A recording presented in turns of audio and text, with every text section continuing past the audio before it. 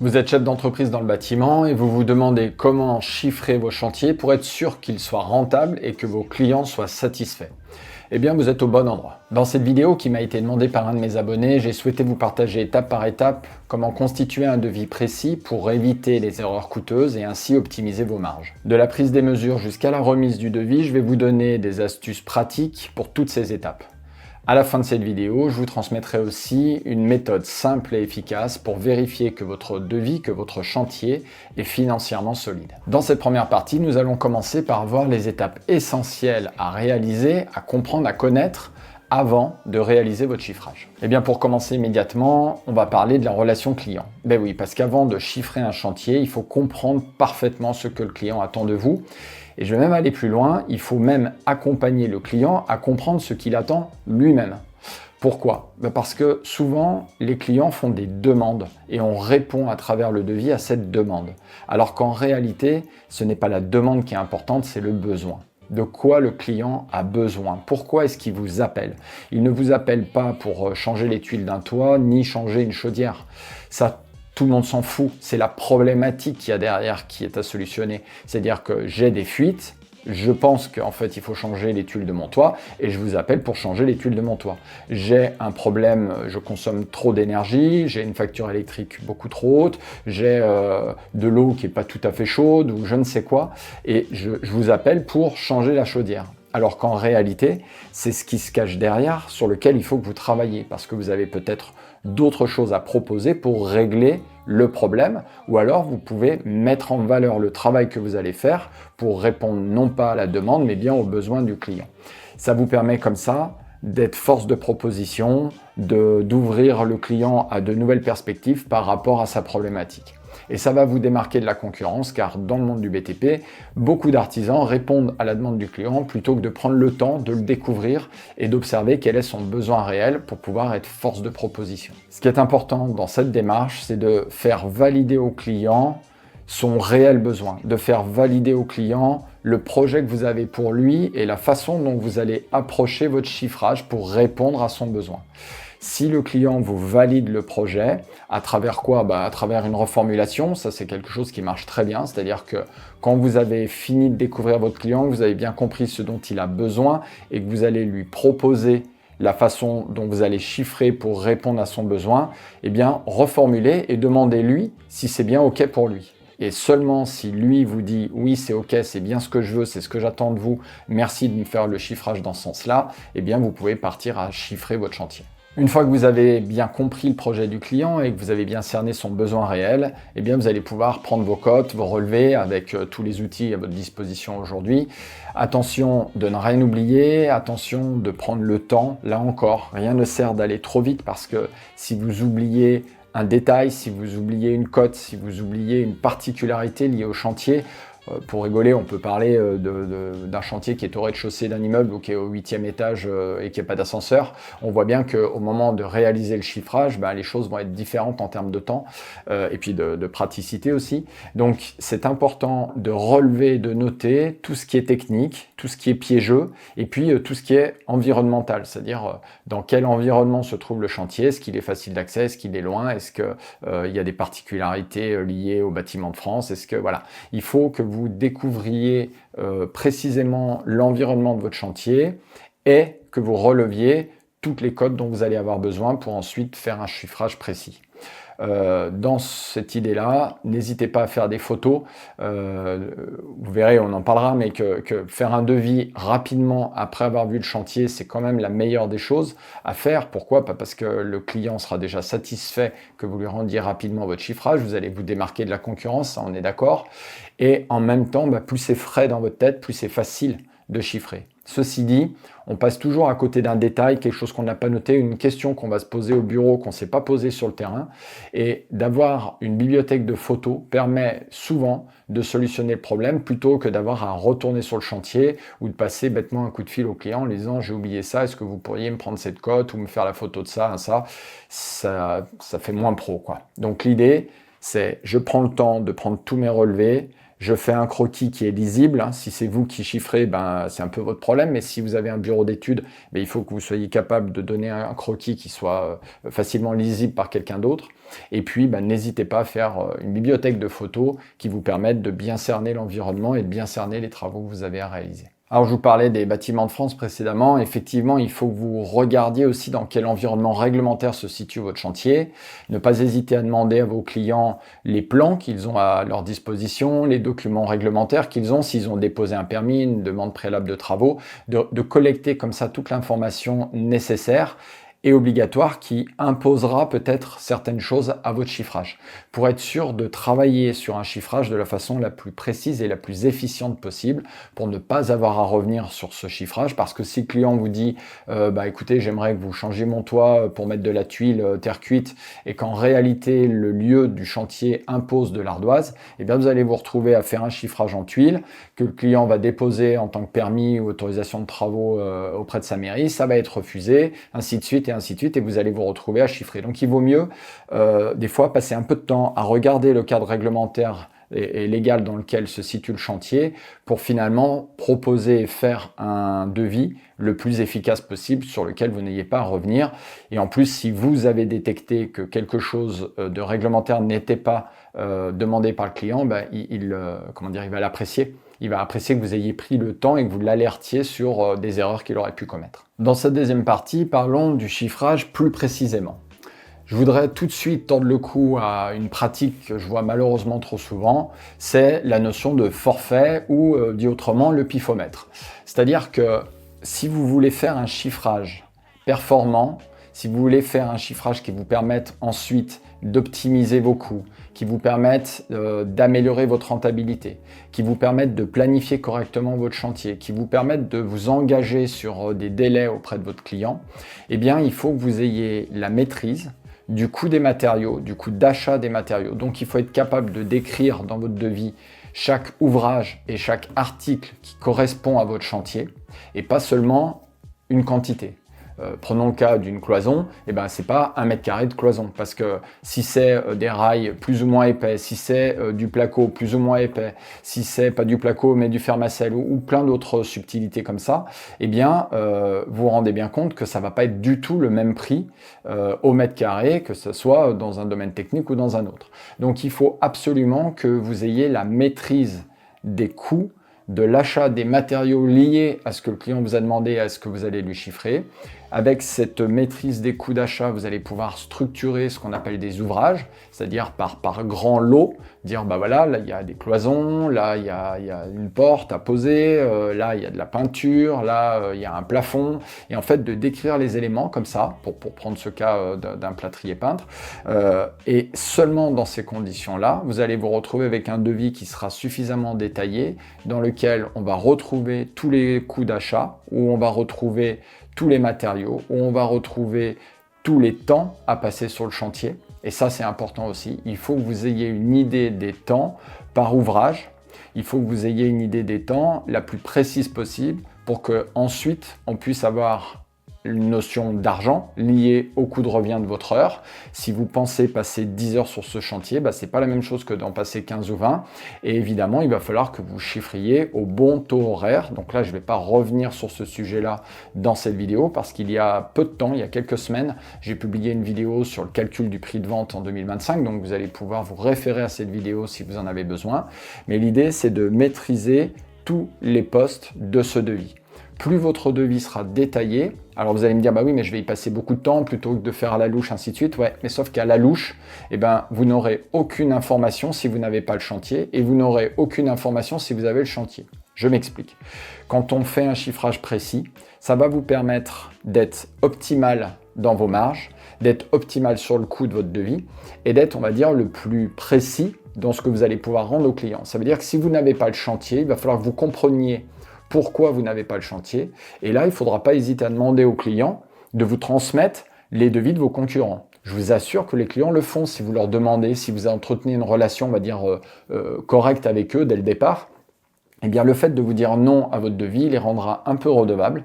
Et cette redevabilité va vous permettre de demander les devis de vos concurrents, même quitte à ce qu'ils cachent le nom de la société. C'est pas ça qui vous intéresse. Ce qui vous intéresse, c'est de comprendre à quel endroit vous avez été plus cher ou moins cher.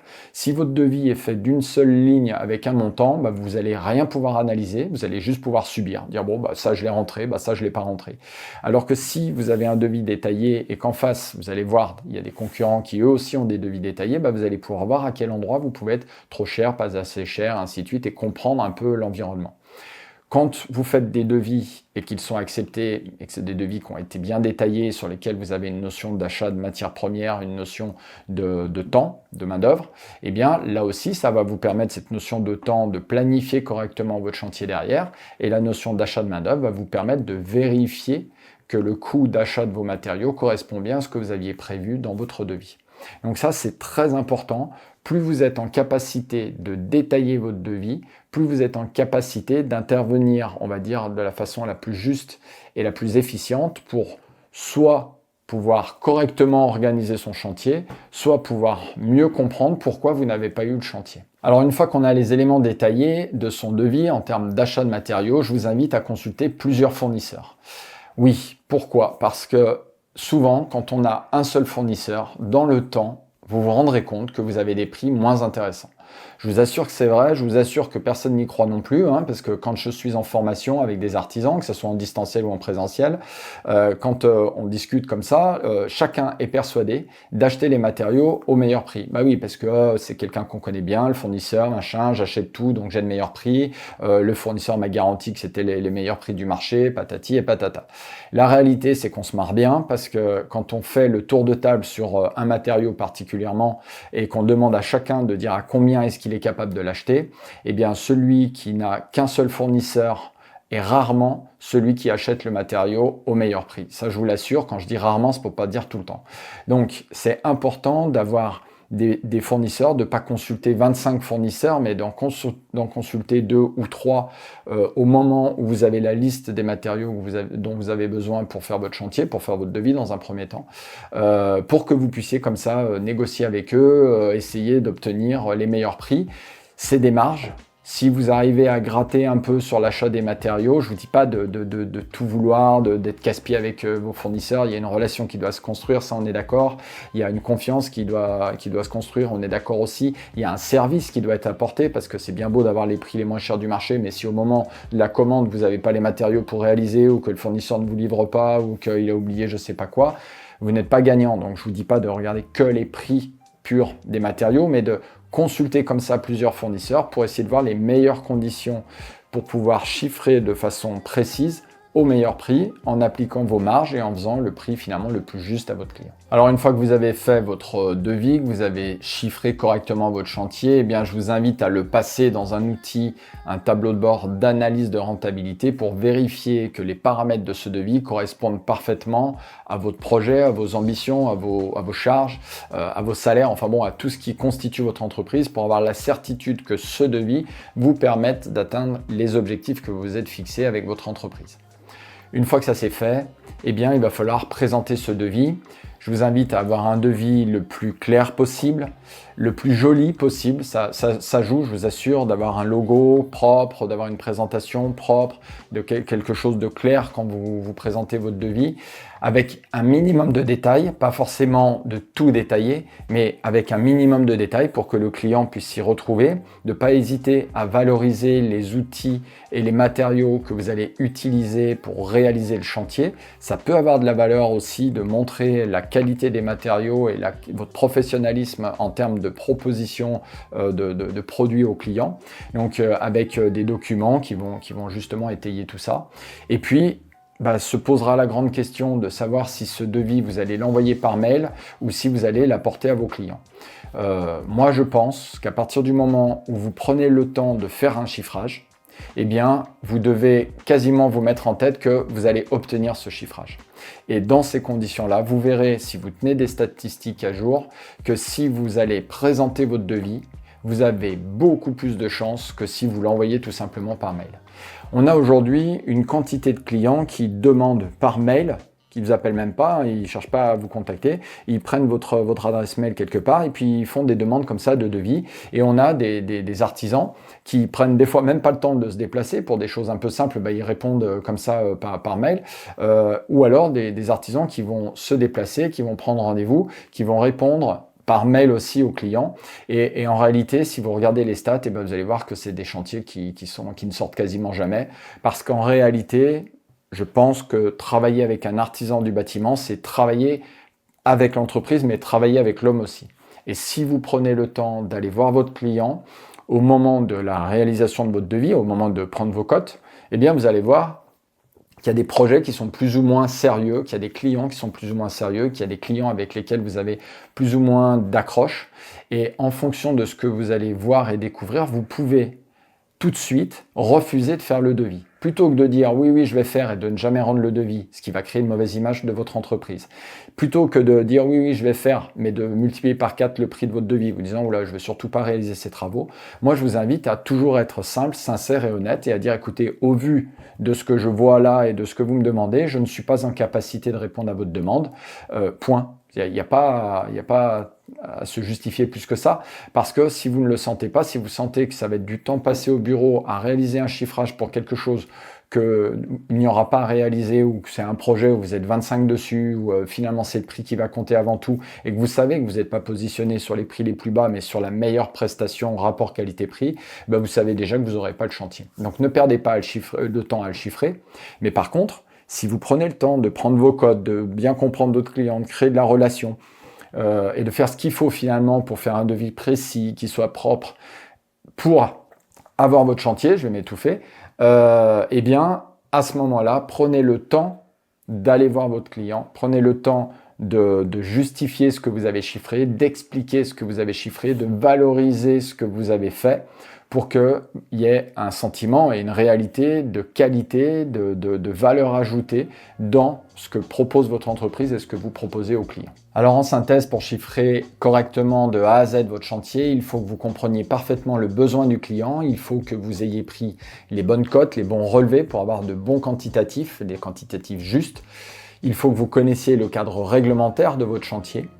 Ensuite, il faut que vous ayez consulté des fournisseurs, plusieurs fournisseurs, pour tous les matériaux dont vous allez avoir besoin sur le chantier. Donc il faut que vous ayez cette liste précise de quantitatifs par ouvrage et par article.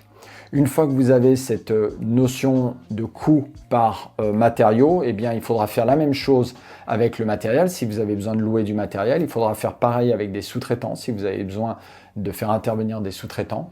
Et une fois que vous avez tous ces éléments, il faut aussi que vous regardiez le temps que vous allez passer vous-même et votre entreprise sur ce chantier pour définir une quantité d'heures suffisante pour assurer les travaux, mais aussi le suivi du chantier. Je vous en ai parlé dans une précédente vidéo aussi. C'est très important de prévoir du temps pour prendre soin de votre client, pour proposer une expérience client un peu plus haute que vos concurrents. C'est-à-dire le temps que vous allez passer à accompagner votre client, en fait, doit être payé par ce client. Et ça va vous permettre d'avoir une meilleure image que vos concurrents. Alors oui, ça va faire monter un peu le prix de votre devis. C'est là où justement la gestion est extrêmement utile pour affiner tout ça, pour être le plus précis possible. Et puis pour pouvoir ensuite, et c'est la dernière étape, finalement, présenter votre devis, présenter votre prestation, présenter vos valeurs, votre entreprise, et finalement commercer de façon à ce que vous puissiez rendre un devis, mais qui ne reste pas à l'état de devis et qui devienne bien évidemment une facture, parce que c'est ça le but d'un artisan quand il va voir un client. C'est pas d'avoir des clients prospects, c'est pas d'avoir des devis à faire, c'est d'avoir des chantiers à réaliser et des chantiers qui sont rentables, sur lesquels vous aurez plaisir à intervenir. Comme promis, à la fin de cette vidéo, je vous parle de la méthode simple et efficace pour pouvoir vérifier que votre devis est solide financièrement.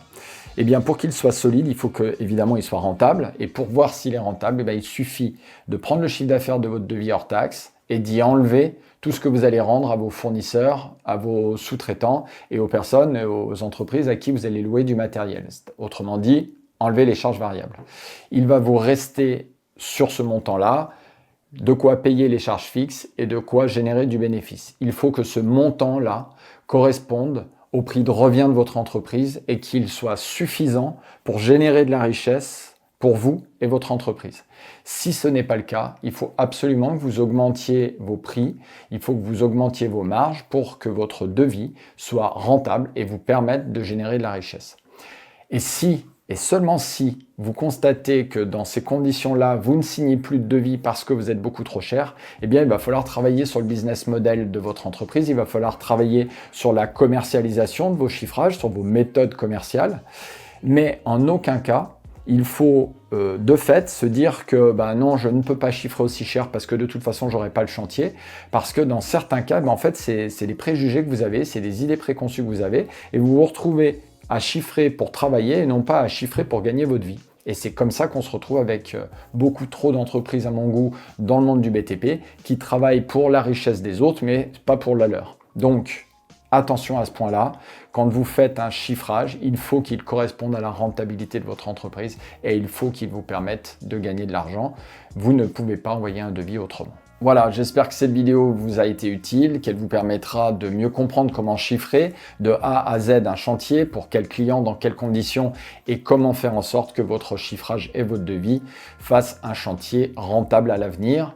Je vous souhaite bonne continuation, n'hésitez pas à me laisser vos commentaires, vos avis et vos questions et je vous dis à très bientôt et d'ici là, prenez soin de vous.